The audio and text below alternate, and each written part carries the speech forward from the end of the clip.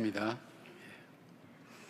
우리 인생은 연습과 반복이 없기 때문에 사람들은 동일하게 한 번밖에 살 수 없는 우리 인생을 행복하게 살았으면 좋겠다는 마음을 누구나 다 가지고 있습니다.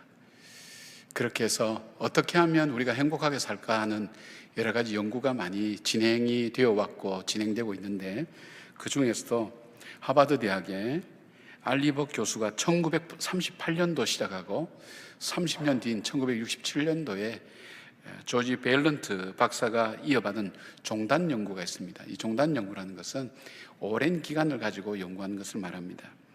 즉, 하버드 법대 졸업생들 1939년부터 1942년 사이에 268명을 대상으로 해서 이 조사가 시작됐는데, 매년 이들이 어떻게 살아가는가 하는 모습을 분석하고 10년마다 보고서를 그렇게 내도록 되어 있습니다.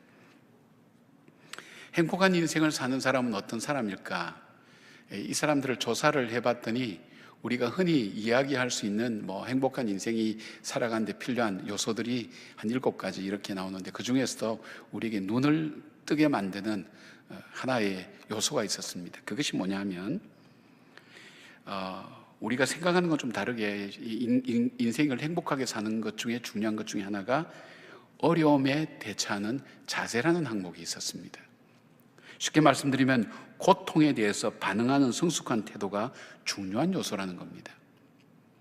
우리 인생은 고통을 떠나서 살아갈 수가 없죠. 피하고 싶죠, 고통과 고난을. 그러나 고난과 고통을 피하는 인생은 아무도 없습니다. 그런데 우리가 행복한 삶에 있어서 이 고난과 고통이 우리를 불행하게 만든다고 생각하는데, 그런데 실제적으로 행복한 사람 보니까 고난과 시련이 올 때 이것을 어떤 자세로 대하느냐에 따라서 인생이 달라진다는 것을 이야기하고 있습니다. 더 쉽게 말씀드리면, 우리에게 행복한 일이, 좋은 환경이 우리를 행복하게 만드는 게 아니고, 불행한 일이나 또 불행한 사건이 우리를 불행하게 만드는 것이 아니라는 것입니다. 우리가 일어난 일 자체는 바꿀 수는 없지만 그 일 앞에 어떻게 선택하며 살아가느냐에 따라서 그 인생이 달라진다는 것입니다. 콜롬비아 대학의 경영학 교수인 쉬나 아이겐가 박사는 이런 얘기했습니다. 우리 사람이 하루에 의식적으로 70번 정도를 선택한다고 합니다. 무의식적으로는 많이 선택하겠죠. 그러나 의식적으로 이거 내가 해야지 생각해서 하는 것이 한 70번 정도 되는데, 이것이 1년에 이렇게 합산을 해보면 25,550번 정도, 그리고 70년이라고 생각한다면 바로 178만 8,500번 정도 선택을 한다고 그렇게 얘기합니다. 알버트 까뮈라는 작가는 그런 얘기했습니다. 우리의 인생이라는 게 뭐냐? 내가 내린 선택의 종합이 우리 인생이다, 그런 얘기했습니다. 즉, 우리가 내린 178만 8,500번의 선택이 우리 인생을 만든다는 겁니다. 매 순간 수만 가지 선택의 기로에서 우리가 복된 인생을 선택하는 것을 이 존 오토버그 목사님은 이런 얘기했어요. 하나님의 기회 기민성, 이런 표현을 썼어요. 쉽게 말하면 매 순간이 하나님께서 주시는 그 기회를 어떻게 예민하고 민감하게 잘 활용하느냐에 달려있다, 그렇게 얘기를 했습니다. 이런 관점으로 우리가 성경을 바라보면 하나님께서 우리 인생에게 어떻게 하면 복을 받는 인생으로 살아갈 수 있을까 하는 말씀이 가득합니다. 구약에서 하나님께서 인간에게 주시는 복을 크게 2가지로 구약은 설명하고 있습니다. 먼저 바라크라는 그런 단어가 있는데, 구약에 415번 정도 사용되었습니다. 이것은 하나님께서 인간에게 주신 일반적인 복을 얘기합니다. 근데 또 하나의 복이라는 단어가 있는데, 그것이 아슈아르라는 단어가 있는데, 이것은 44번 정도 사용되었습니다. 주로 시가서에서 많이 나타나고 있는데, 이것은 뭐냐면 하나님과의 인격적인 교제 안에서 하나님이 직접 베풀어 주시는, 하나님 말씀대로 사는 그 사람이 받는 복을 이야기를 합니다. 그래서 시편 1편을 보통 학자들이 시편 전체에 서론이면서 정말 복 있는 인생은 어떻게 살아야 되는가 하는 말씀으로 시편 말씀은 가득 채워져 있다고 그렇게 말씀하고 있습니다. 여기서 말하는, 성경에서 말하는 복 있는 사람이 어떤 사람인가, 우리가 말하는 행복하게 잘 사는 사람, 만족하게 사는 사람, 그런 의미가 아니고, 오늘 성경에서 말하는 복 있는 사람이라는 것은 하나님이 인정하시는 길을 걷는 사람, 열매 맺는 인생을 사는 사람, 실컷 살고 나중에 내가 헛살았구나, 내가 잘못 살았구나 얘기한 사람이 아니라 때로는 고생도 하고 힘도 들고 지치기도 했지만 인생을 결론을 내리고 살아볼 때 내가 정말 헛되게 살지 않았구나 얘기할 수 있는 사람, 그리고 시련과 어려움이 올 때도 잘 견뎌내는 사람, 조금만 시련과 어려움 올 때도 쉽게 넘어지거나 무너지는 사람이 아니라 잘 견뎌내는 사람, 그리고 그 인생길이 형통한 길을 걷게 되는 사람이 복 있는 사람이라고 그렇게 성경은 말씀하고 있습니다. 자, 그러면 이 말씀 속에서 어떻게 해야 복 있는 사람으로 살아갈 수 있는가 하는 것을 오늘 말씀은 우리에게 전해주고 있습니다. 복 있는 사람은 첫 번째로 하나님과의 관계를 가장 소중한 일로 여기는 삶을 사는 사람을 말합니다. 1절 보니까 복 있는 사람은 악인들의 꾀에 따르지 아니하며 죄인들의 길에 서지 아니하며 오만한 자들의 자리에 앉지 아니하고라고 말씀하고 있습니다. 여기에 보면 3번이나 반복해서 아니하며 아니하며 아니하고라는 이 단어를 쓴 이유가 뭐냐면 매 순간 어떤 상황이 된다 할지라도 어떤 환경 속에서도 하나님과의 관계가 끊어지는 것을 두려워하고 하나님과의 관계에 우선순위를 두고 살아가는 삶이라는 것을 말씀하고 있습니다. 성경에서 악인이라고 말할 때 우리가 세상적으로 볼 때 저 사람은 비도덕적인 사람이고 비윤리적인 사람이라는 이 의미보다는 하나님과의 관계가 끊어진 사람을 악한 사람이라고 그렇게 얘기합니다. 그가 생각하는 것이 하나님은 이 세상에 계시지 않는다고 생각하니까 어떤 생각을 할까요? 그 생각하는 것이 하나님을 의식하지도 않고 하나님에 의지할 필요도 없는 거예요. 하나님께 뭐 물어볼 것도 없는 거예요. 자기 생각을 따라서 세상의 환경 따라 여건 따라서 그렇게 삶을 살게 되죠. 그러니까 그의 행동은 점점 어떻게 되죠? 그가 원하든 원치 않든 원치 아니하게 하나님을 대적하는 것도 선택하게 되고 하나님 뜻과 상관없이 하나님이 싫어하고 미워하는 것을 그는 선택하게 되면서 그것이 자기의 생각이 되고 가치관이 되고 그것이 자기의 행동이 되고 그것이 자기의 습관이 되고 그것이 자기의 성격과 그리고 자기의 인격이 되어서 그렇게 살아가는 겁니다. 그런데 그 결과는 성경에서 말할 때 이거는 망하는 삶이라고 그렇게 얘기합니다. 왜 그럴까요? 복 있는 사람은 하나님과의 관계를 떠나서는 내가 복된 인생을 살 수 없다는 것을 압니다.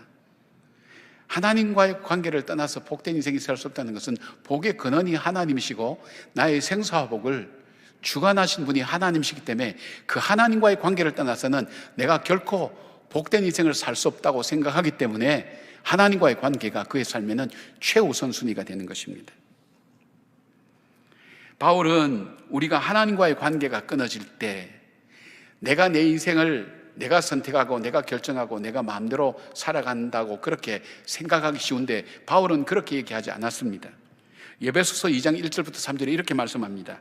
그는 허물과 죄로 죽었던 너희를 살리셨도다. 그때에 너희는 그 가운데서 행하여 이 세상 풍조를 따르고 공중의 권세 잡은 자를 따랐으니 곧 지금 불순종의 아들들 가운데 역사하는 영이라. 전에는 우리도 다 그 가운데서 우리 육체의 욕심을 따라 지내며 육체와 마음에 원하는 것을 하여 다른 이들과 같이 본질상 진노의 자녀이었더니. 하나님과의 관계가 끊어지면 하나님을 의식하지 않고 하나님을 생각하지도 않고 내 마음대로 살면 내가 보기에 옳은 대로, 내가 보기에 선한 대로, 내가 생각하기에 유익한 대로 결정하며 선택하며 사는 것 같지만 사실은 그게 아니라는 것입니다. 내가 선택하는 것이 아니라 나도 모르는 사이에 나는 누구에 의해서 결정되는가 하면 내 안에 있는 육신의 정욕이 내 삶을 선택하게 된다는 겁니다. 쉽게 말하면 내 인생의 운전자가, 내 마음의 운전자가 육신의 정욕이라는 것입니다. 그리고 또 뭐라고 되어 있습니까? 세상 풍조라고 얘기합니다. 이 세상에 흘러가는 흐름을 따라 선택하고 결정하고 간다는 것입니다. 그리고 또 하나 있다면 사단의 거짓말과 간교함이 내 인생을 좌지우지하고 나로 하여금 내 삶을 움직여 나간다는 것입니다.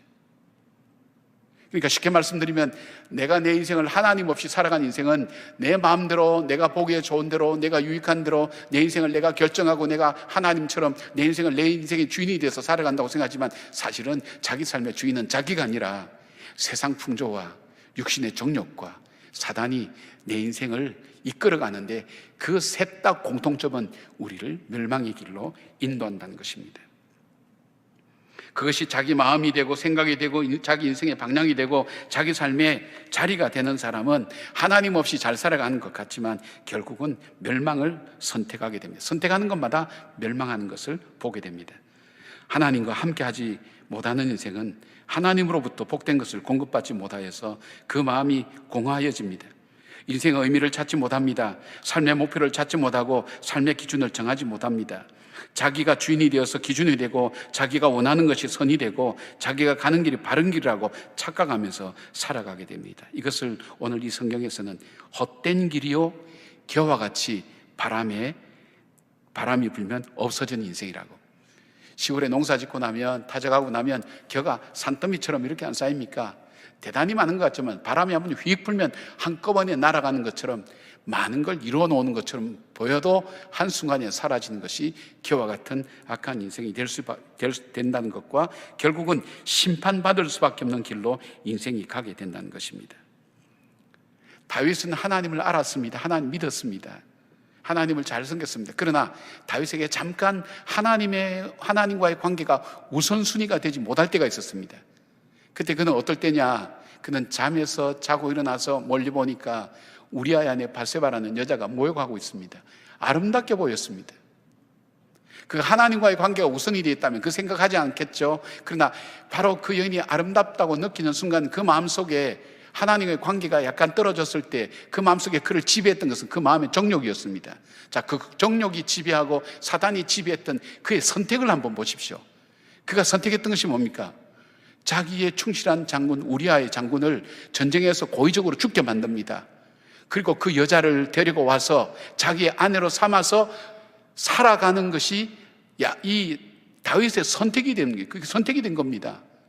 이 선택이 얼만큼 악한 것인지 이미 자기 삶의 자리가 되어서 자기도 모르게 당연한 듯이 살아가는 어느 날 나단이라는 선지자가 와서 지적해 줄 때까지 자기의 선택이 하나님과의 관계에서 멀어져 있으며 자기의 정욕과 사단에 의해서 자기가 결정하고 선택해서 오늘 이 멸망의 자리까지 오게 된 것을 그때서야 깨닫게 되고 회개하게 되는 것을 보게 됩니다. 여러분, 한번 여러분 자신을 한번 살펴보십시오. 우리 마음에 하나님과의 우선순위가 내 삶의 주인이 되지 않을 때 내 삶의 주인이 나인 것처럼 여겨지지만 그 나라고 하는 그 속에는 그 뒤에 숨어있는 것은 내 안에 숨어있는 욕심, 정욕입니다. 그리고 세상의 풍조, 다른 사람이 인정하고 다른 사람이 원하는 길을 선택하게 됩니다. 그리고 결국 거짓말과 이간질로 우리를 멸망시키는 사단의 조종을 받으면서 그것이 내가 잘하는 길이라고 생각하면서 살아갈 수밖에 없다는 것입니다. 그러니까 복 있는 사람은 이걸 안다는 거예요. 이 영적인 원리를 아니까 가장 중요한 것은 나의 복의 근원 되시고 내 삶의 생사복을 주관하고 계시는 그 하나님과의 관계를 우선순위로 생각하면서 자기 삶을 선택하고 하나님이 기뻐하신 길로 걸어가게 된다는 것입니다. 복 있는 사람은 하나님과의 관계를 우선순위로 선택하며 살아가는데 그 사람이 바로 여러분들 되시기를 주님의 이름으로 축원합니다. 두 번째로 복 있는 사람은 어떤 사람인가? 하나님 말씀을 자기 인생의 기준으로 삼는 사람입니다. 사람마다 자기가 생각하고 자기가 느끼고 자기가 결정할 때 자기 인생 기준이 다 있습니다. 각각 다 다릅니다. 2절 말씀 보니까 이렇게 되어 있습니다. 오직 여호와의 율법을 즐거워하여 그의 율법을 주야로 묵상하는도다. 이 말씀을 메시지 성경으로 제가 읽어드릴게요. 오직 하나님 말씀에 사로잡혀 밤낮 성경 말씀을 곱씹는 그대, 그렇게 되어 있습니다. 왜 여기에 여호와의 율법이라 그랬을까? 그냥 율법이라지 않고 여호와의 율법이라 그랬을까? 여호와의 율법은 어제나 오늘이나 내일이나 변함이 없는 말씀이기 때문입니다. 베드로전서 1장 24절부터 25절까지 그러므로 모든 육체는 풀과 같고 그 모든 영광은 풀의 꽃과 같으니 풀은 마르고 꽃은 떨어지되 오직 주의 말씀은 세세토록 있도다 하였으니 너에게 전할 복음이 곧 이 말씀이니라. 하나님 말씀은 변치 않는다는 거예요. 하나님은 변질되지 않는다는 거예요. 어제 옳았던 것이 오늘 들리고 오늘 틀린 것이 내일 맞고 그러지 않다는 거예요. 하나님은 어제나 오늘이나 언제든지 동일한 진리의 말씀이라는 거예요. 그래서 여호와의 율법을 묵상하는 자라고 그렇게 말씀합니다. 여기 묵상한다는 것은 뭐냐면 하나님 말씀을 자기 인생의 기준으로 삼고 하나님 말씀을 따라 살기로 마음을 다하고 뜻을 다하고 정성을 다하는 적극적인 삶의 모습을 얘기합니다. 원래 주야로 묵상한다 그럴 때 동양적인 의미로 말하면 그냥 우리가 조용히 묵상하면서 하나님 말씀 묵상하면서 그냥 침묵하는 것을 얘기하는데 이게 원래 원어의 뜻은 그건 아닙니다. 여러분 혹시 그 예루살렘 성에 이 성벽에 통곡의 벽이나 이런 데나 또 이스라엘에 갈 수 있는 기회가 있으면 그 사람들이 기도하는 방법은 뭡니까? 어린아이들 얼마나 시끄럽게 기도하는지 모릅니다. 앞뒤로 흔들려서 막 이렇게 기도합니다. 그 말이 뭐냐면 이 묵상하는 겁니다. 내가 하나님 말씀대로 살겠다고 나 스스로에게 이야기하고 나 스스로에게 다짐하고 내가 스스로 하나님 말씀을 내 인생의 기준으로 삼고 살겠다고 그렇게 결단하면서 그렇게 외치는 것이 바로 묵상하는 것입니다. 그런데 왜 여호와의 말씀을 붙들고 그 말씀대로 내 인생을 살겠다고 적극적으로 외치며 몸부림치는 인생이 될까요? 바울은 디모데에게 디모데후서 3장 15절에서 17절에 이렇게 말씀합니다. 메시지 성경으로 다시 읽어드릴게요. 그리스도 예수를 믿는 믿음으로 말미암아 구원에 이르는 길을 보여주는 것은 오직 기록된 하나님의 말씀 외에는 없습니다. 성경의 모든 부분에는 하나님의 숨결이 깃들어 있어 모든 면에서 유익합니다. 우리에게 진리를 보여주고 우리의 반역을 드러내며 우리의 실수를 바로잡아주고 우리를 훈련시켜 하나님의 방식대로 살게 합니다.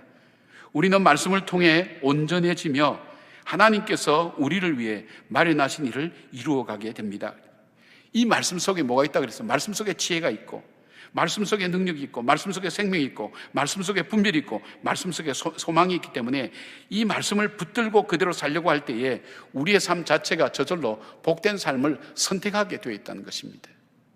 하나님 말씀 속에 진리가 있습니다. 교훈이 있습니다.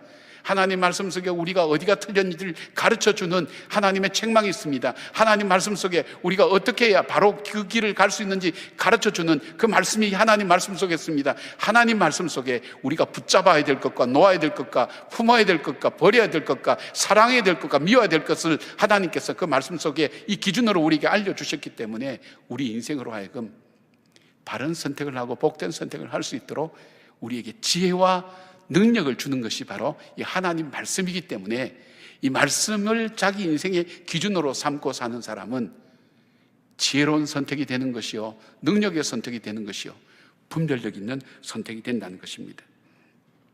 하나님은 애국 땅에서 노예로 살던 이스라엘 백성을 430년 만에 해방시켜 주셨습니다. 결코 놓아주려고 하지 않는 그 바로를 향해서 10가지 재앙을 하나님께서 하시면서 이 백성을 구출해 내셨습니다. 마지막은 그 백성의 피해 대가를 치르고 이 백성을 구원해 냈으니까 하나님께서 이 백성을 얼마나 귀하게 여겼습니까? 그리고 하나님 백성 삼으시겠다고 말씀했습니다. 하나님께서 430년간이나 노예 생활하니까 얼마나 고생했습니까? 그러니까 하나님께서 보름이면 갈 수 있는 그 언약의 땅, 가나안 땅으로 이 백성을 바로 인도하셨을 것 같은데 하나님께서 그렇게 하지 않으셨습니다. 하나님께서 이 백성을 광야로 몰아넣었습니다. 광야의 삶이 얼마나 고달팠던지 이스라엘 백성이 중간중간에 무려 40년 동안 중간중간에 한 번도 그 마음에 변함없이 차라리 우리가 애굽 땅에 돌아가서 노예로 사는 것이 훨씬 편하다 정도로 고달픈 인생을 살았습니다. 그들은 만나와 하나님 주신 만나와 메추라기를 매일 먹었습니다. 똑같은 음식의 반복일 수 있죠. 그리고 자기 마음대로 움직일 수 있지 않았습니다.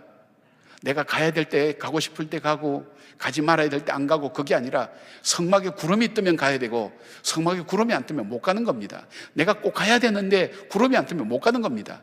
내 의지와 내 판단과 내 생각을 완전히 40년 동안 그들은 다 꺾어 놓았습니다. 그런 다음 40년의 광야 생활이 지난 다음 그들이 가나안 땅 들어가기 바로 직전에 주님은 그 요단강 앞에서 모세를 통해서 이 40년의 세월을 정리해 주십니다. 그것이 신명기 8장 2절에 나옵니다. 내 하나님 여호와께서 이 40년 동안에 내게 광야길을 걷게 하신 것을 기억하라.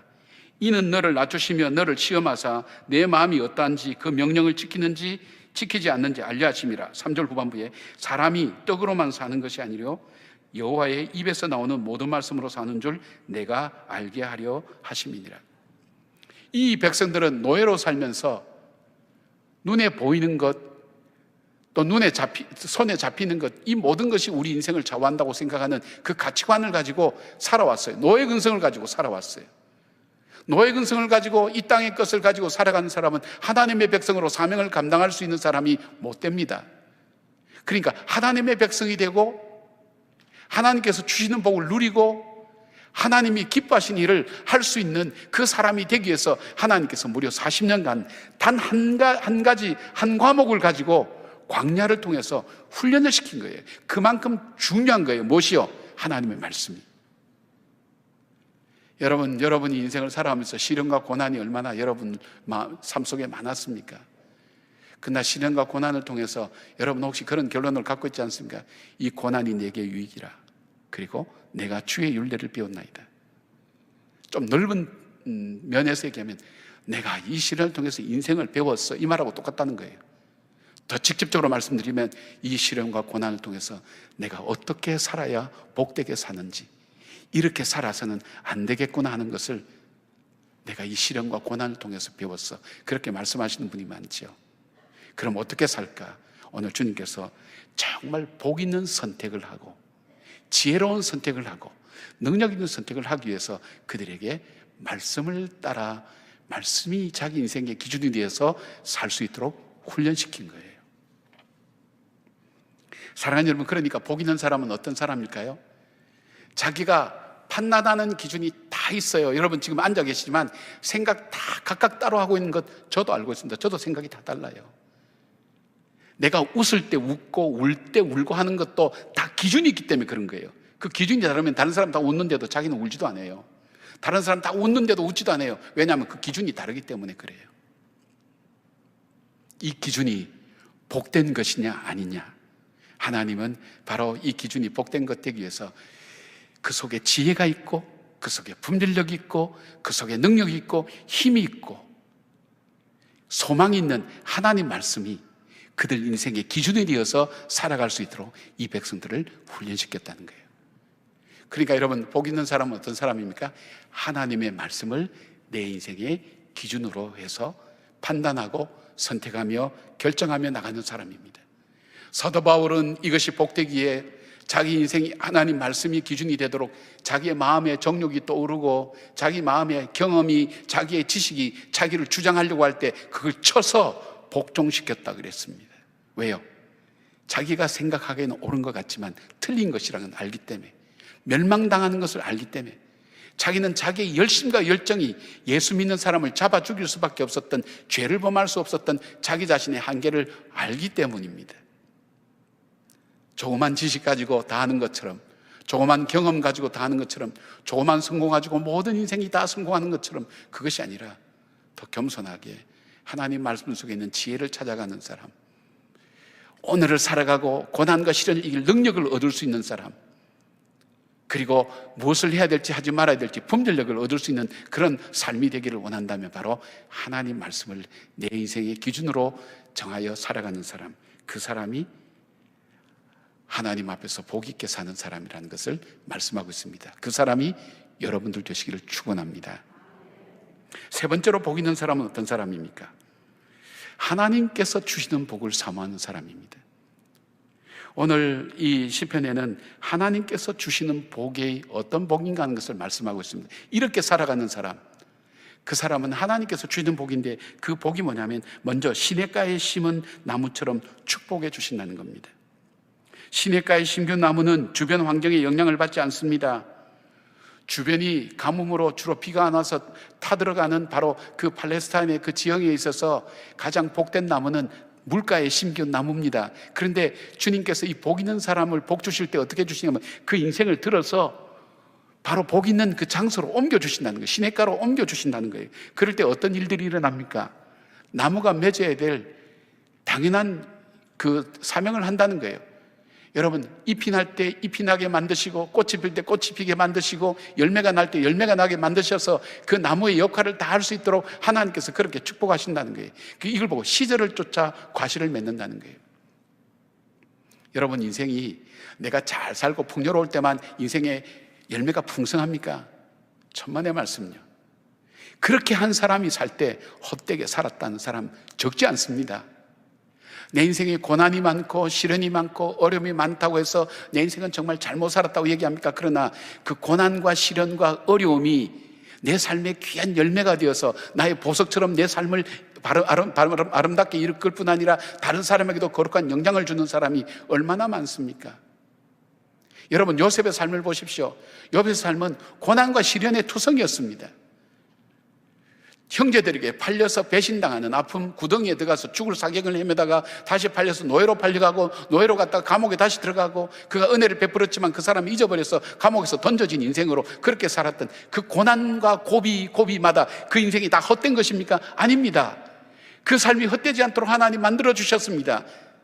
그는 보디발의 집에 가정총무로 있으면서 경제를 배우게 만들었고, 감옥에 있으면서 정치를 배우게 만들었고, 사람들을 만나게 만들었고, 사람들로부터 인정받게 만들었고, 하나님께서 그 인생이 결코 헛되지 않고 보람있고 복된 인생, 그 고난과 고통과 그리고 아픔의 끝은 불행이어야 되는데 불행이 아니라 하나님의 뜻을 이루며 많은 사람을 구원하는 복된 인생, 그는 풍요로움도 가꿀 줄 아는 사람, 풍년도 흉년도 가꿀 줄 아는 지혜로운 사람과 능력된 사람이 될 수 있었던 것이 뭘까요?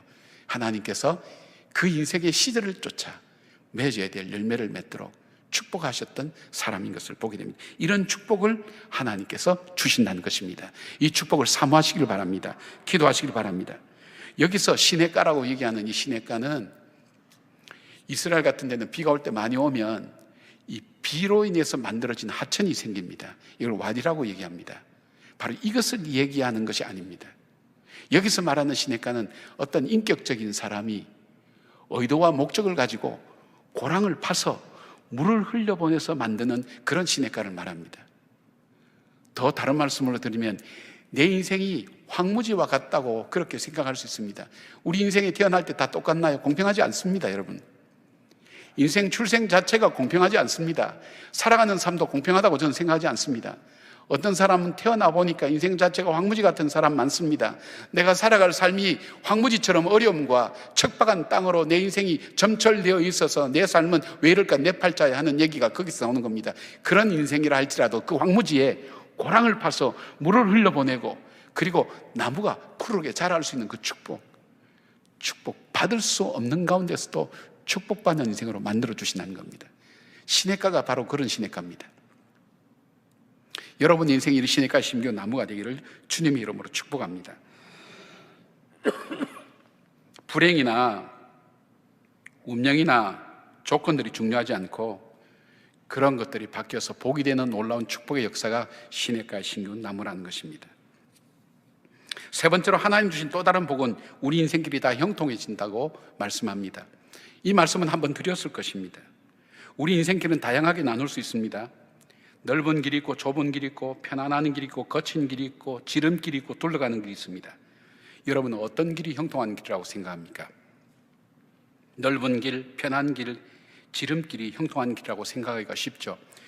지혜자는 잠언 14장 12절에 이렇게 말씀합니다. 어떤 길은 사람의 보기에 바르나 필경은 사망의 길이니라. 그렇게 말씀합니다. 따라서 형통한 길은 좁은 길, 넓은 길, 빠른 길이 아니라 내가 가야 될 목적지와 연결된 길이 형통한 길입니다. 아무리 넓은 길을 할지라도, 아무리 편안한 길을 할지라도, 아무리 지름길을 할지라도 내가 가야 될 그 목적지와 연결되어 있지 않으면 바른 길이 될 수가 없죠. 형통한 길이라고 말할 수 없습니다. 내가 대전을 가고 싶은데 내가 보니까 강릉으로 가는 길이 편해요. 길이 넓어요. 그리고 빨라요. 그런데 그 길이 형통한 길입니까? 아닙니다. 내가 갈 목적지하고 전혀 연결되지 않았어요. 내가 가야 될 목적지는 대전이란 말이에요. 내가 가는 목적지하고 연결되지 않는 인생, 그 길이 평안하고 넓고 그리고 정말 지름길 할지라도 그 길이 나에게 형통의 길이 아니라는 거예요. 하나님께서 나로 하여금 가야 될 목적지로 인도하실 때 때로는 좁은 길로 인도하실 때가 있습니다. 넓은 길로도 인도하실 때가 있습니다. 거친 길로 인도할 때가 있고, 그리고 편안한 길로 인도할 때도 있습니다. 지름길로 인도할 때도 있고, 그리고 둘러갈 길로 인도할 때도 있습니다. 그런데 어떻게 하신다고 그랬습니까? 그 길마다 주님께서 동행해 주신다고 했습니다. 여러분, 넓은 길이라고 다 좋은 길입니까, 여러분? 성공 다음에 더 비참해지는 사람들이 이 세상에 얼마나 많습니까? 좁은 길이라고 다 좋습니까? 좁은 길 가다가 위험해서 넘어져서 쓰러져서 그리고 인생에 있어서 어려움 겪는 사람 얼마나 많습니까? 편한 길 좋습니까? 여러분, 편하게 살기 때문에 그 인생 속에 그 저항을 견디지 못하고 어려움 앞에 쉽게 주저앉는 사람 얼마나 많습니까?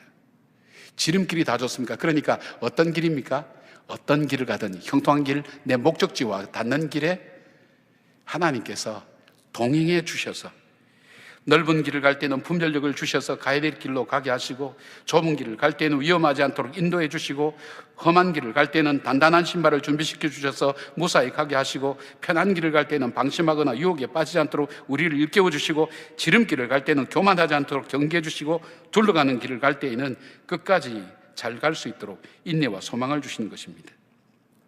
사랑하는 여러분, 우리가 편한 인생, 복된 인생 살기를 원하는 마음은 다 갖고 있습니다. 그러나 정말 복된 인생으로 사는 것이 어떤 것인가 하는 것을 시편 기자는 오늘 우리에게 말씀해 주고 있습니다. 정말 복된 인생을 살기를 원하느냐? 그 복된 인생의 첫 번째 삶의 원리는 하나님과의 관계, 복의 근원 대신 하나님과의 관계에 우선순위를 두어라. 그 관계가 끊어지지 않고 하나님과 나의 관계가 최고의 우선순위가 되도록 하여라. 그리고 두 번째 있다면 내 인생의 기준을 그 하나님의 말씀을 내 인생의 기준으로 삼아라. 왜냐하면 그 말씀 속에 지혜가 있고 능력이 있고 소망이 있고 권세가 있기 때문에. 세 번째는 하나님이 주시는 복을 사모하라. 내가 이 땅의 복, 내가 노력하고 이런 것도 참 중요하지만 하늘이 내리는 복, 하나님 주신 복을 사모하여 기도하라. 그렇게 되어 있습니다. 야베스라는 사람, 그 어머니가 수고로 인한 아들이었다고 얘기합니다. 그는 인생의 출발이 좋지 않았습니다. 그의 삶도 좁은 상자에 갇힌 것처럼 굉장히 좁고 그의 지경도 좁았습니다. 환난과 근심이 그는 많았던 인생이었습니다. 한마디로 그 인생은 척박한 황무지 같았습니다. 그 인생이 달라질 아무런 조건을 그는 갖추지 못했습니다. 나는 이대로 살다가 끝날 것인가 그렇게 생각할 수밖에 없는 인생이었습니다. 그러나 그가 하나님의 복을 구했습니다. 역대상 4장 10절의 말씀입니다.